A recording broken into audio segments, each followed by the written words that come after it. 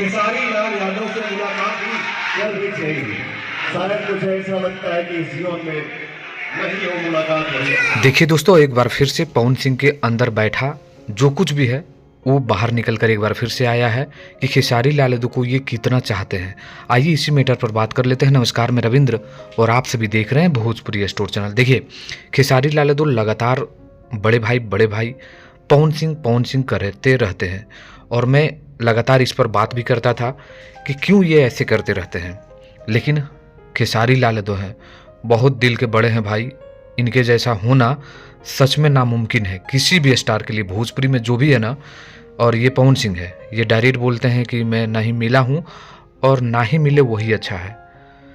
लेकिन एक बार फिर से मैं कहूँगा कि खेसारी लाल यादव एक बार फिर से पवन सिंह का नाम लिए थे इंटरव्यू में आज वाले, जो मुझे देखकर वो भी अच्छा नहीं लगा। जो शख्स आपको लगातार इस तरह से बोल रहा है और आप उसके नाम ले रहे हैं। लेकिन मैं आप लोगों को बता दूं कि खेसारी लाल यादव ये भी बोलते हैं कि आपके दुश्मन को उसके प्यार से जीतना है। तो भाई इतना आप प्यार मत करो कि आपको ही लोग बेइज्जती करने लगे। तो जितने भी खेसारी लाल यादव के फैंस हैं, आप लोग ही बताइए कि ये पवन सिंह के अंदर जो बैठा दिल में था वो निकाल दिया कि मैं मिलना भी नहीं चाहूँगा। तो पवन सिंह के फैंस आप लोग भी आवाज़ उठाइए, क्या खेसारी लाल यादव को इस पर जवाब देना चाहिए कि नहीं? क्या खेसारी लाल यादव को मिलना चाहिए या खेसारी लाल यादव को पवन सिंह का नाम लेना चाहिए? इस पर आप लोग थोड़ा कमेंट करिए, ठीक है।